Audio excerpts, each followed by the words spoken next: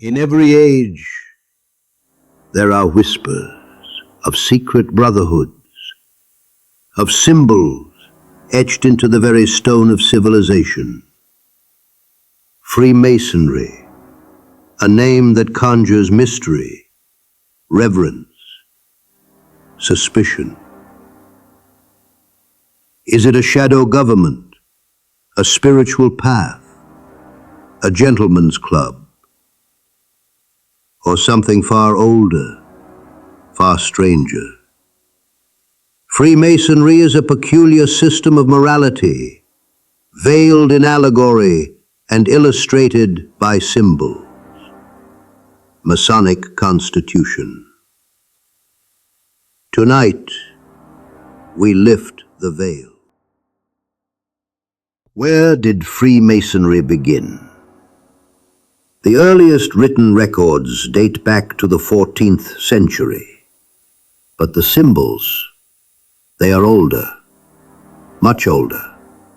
Some claim it began in ancient Egypt, with the builders of pyramids and initiates of Isis.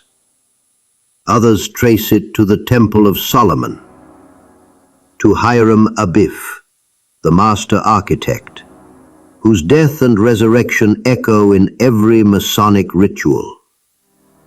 Or perhaps the secrets came from Eleusis, where ancient Greeks whispered of Demeter and Persephone in mystery rites cloaked in silence. Some link it to Pythagoras, philosopher and geomancer, who taught that the universe was built upon number, proportion, and harmony.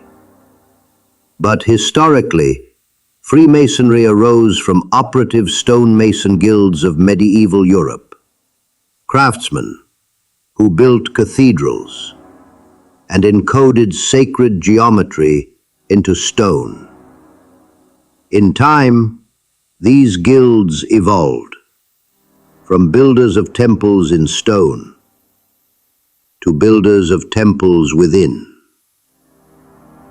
The shift from operative to speculative masonry was complete, and with it, a new kind of brotherhood was born. The year is 1717. 4 London lodges form the Grand Lodge of England, the first formal body of what would become modern Freemasonry. No longer was the lodge a guild hall for stonecutters. It had become a temple for philosophers. In the age of reason, Freemasonry thrived. It attracted thinkers, artists, revolutionaries, those who sought liberty, equality, and fraternity, not just in politics, but in the soul. The lodge became a sanctuary of Enlightenment values, truth, reason, tolerance. Across Europe and into the American colonies, the craft spread, its architecture shaping cities, its ideals shaping nations. It was the silent hand behind revolutions, but always cloaked in allegory. Symbols, the true language of Freemasonry. The square and compass, tools of the builder, metaphors for moral alignment. The letter G, geometry, or God. The all-seeing eye, watching over us from the unfinished pyramid, both within and above. The 3 degrees, entered apprentice, fellow craft, master mason, mirror the alchemical process of transformation. Each ritual is a drama, a death and rebirth, and behind it all, sacred geometry. From the Temple of Solomon to Gothic cathedrals, numbers guide the soul to the divine. The light is not of this world. Many who shaped history wore the apron. George Washington, Master Mason and First President. Benjamin Franklin, printer, philosopher, Grand Master of Pennsylvania. The American Revolution was lit not just by muskets, but by Masonic torches.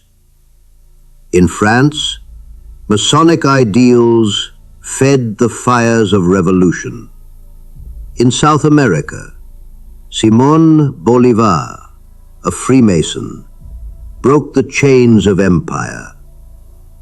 Cities like Washington, D.C. were designed with sacred geometry.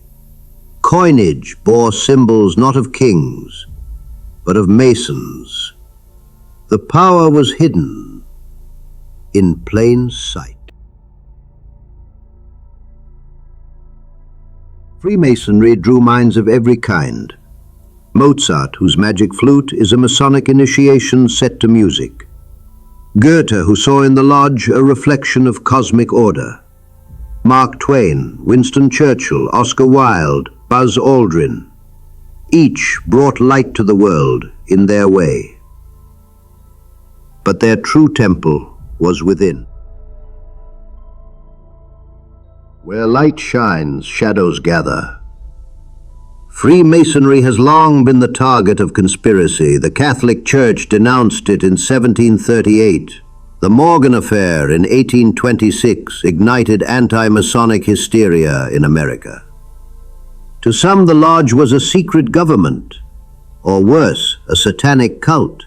Theories of Illuminati infiltration, world domination, and occult sacrifice swirl to this day. But the Jungian view offers another lens. Society's fears projected onto a mirror of mystery. What we fear in the lodge may be what we fear in ourselves. Freemasonry teaches no dogma. It asks questions and offers symbols. The great architect of the universe is not a name, but a principle. The lodge is a place where men of every faith kneel beside one another in pursuit of truth. Its teachings echo the Hermetic axiom, as above, so below. Its steps mirror the alchemical journey from base matter to gold. At its core is one secret, that the temple is you.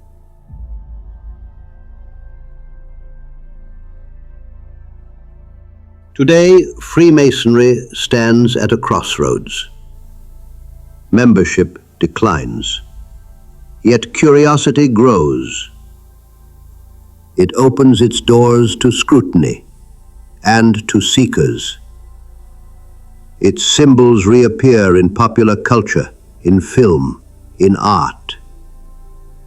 In a fractured world, the call of the lodge is the call to build. Not in stone, but in spirit. A better self, a better world. Freemasonry is not a relic. It is a riddle, not a system of control, but of awakening. The lodge is not just a room. It is the universe. It is the soul. Freemasonry is not a religion, but religion itself. Not one creed, but the universal creed of humanity. Manly P. Hall. You do not join Freemasonry, you remember it.